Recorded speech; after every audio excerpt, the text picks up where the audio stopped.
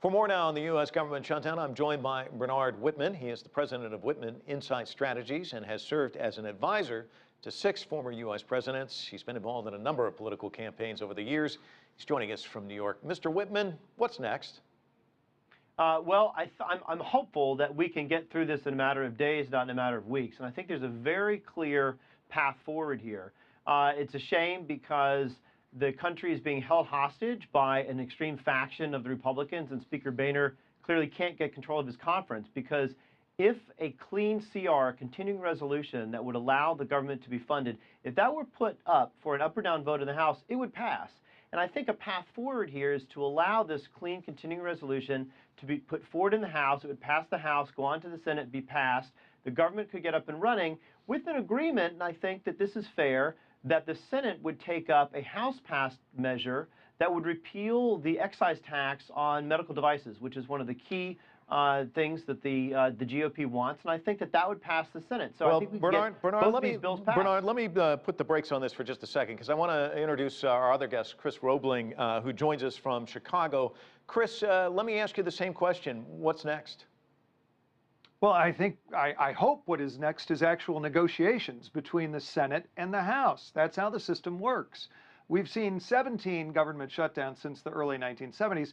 And what happens at a moment like this, when the Senate passes one bill and the House passes another, they put together a conference committee to talk it out.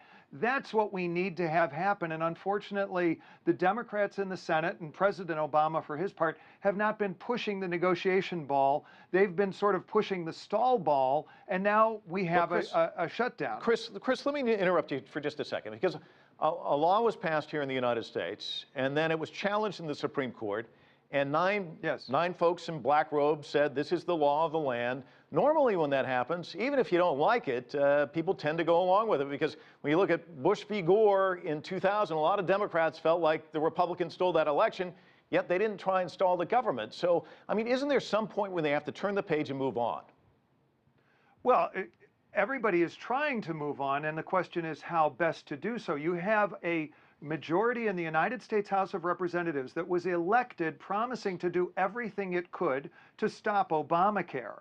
Now, that's inconvenient for the president, and it's inconvenient for Harry Reid, but those members have to go back to their districts. And there are senators in the United States Senate who have promised to stop Obamacare. What that means is that people have to keep talking every time one of these funding measures come up. And right now, the Senate Democrats are not talking to the House Republicans, and so we don't have any process. But I agree with Benard. I hope this can be resolved in a couple of days. Benard, what do you make of what Chris is saying? I mean, you have candidates who ran for office saying, hey, I'm going to stop this thing, and they're kind of digging in their heels. Well, actually, Chris is partially right. You have a minority of the House that was elected basically on a pledge to shut the government down and defund Obamacare at any cost. And by the way, that's exactly the strategy that they're pursuing. And when you have people like Karl Rove, who is the mastermind behind Bush's 2 elections, saying, you know what, that's a really stupid strategy. It's a dumb tactic, and ultimately will cause irreparable harm to the Republican Party, number 1, and if it goes on for even a couple weeks, the economy, number 2. A government shutdown for just a few weeks will cut the GDP growth in half, from 3 to about 1.4%. If it goes on for a month, we will enter a recession. And look, I was advising Bill Clinton in 1995 when Newt Gingrich shut down the government. And you know what happened? The Republicans were elected, contract with America, very popular. They overreached. They went too far. They shut down the government. That directly led to the reelection of President Clinton. And once again, you had the Republicans shooting themselves in the foot. Obamacare is not supported by a majority of people right now. If the Republicans had pushed to make changes in Obamacare, they would have forced the Democrats to come to the table. But instead, they said, you know what? We're going to take all our Marlboros and go home.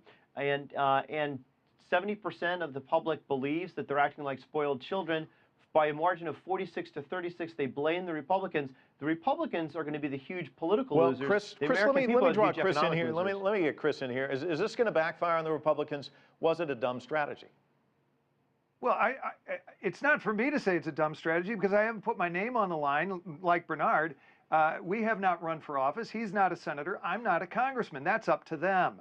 I think what we have to deal with here is public opinion as it is being represented by the senators and the congressmen who are saying we have to take steps. And I also want to emphasize here that over the last 8 days, Republicans have pared back their demands. They did on the 20th of September say that they were seeking a complete shutdown of Obamacare. Then they moved that back. They said, look, we'll delay it for a year. Then they came back another time and they said, look, we'll just delay the individual mandate because President Obama has illegally given breaks to his campaign contributors, to big corporations, and to big labor unions. And so the Republicans on the House side keep trying to find a formula that will bring Senate Democrats into doing their job in a conference committee. Well, Chris, so far, it has not worked. Unfortunately, we've run out of time, but I want to thank you and Benard for joining us. Chris in Chicago, Benard from New York, discussing the latest events here in Washington, D.C. today.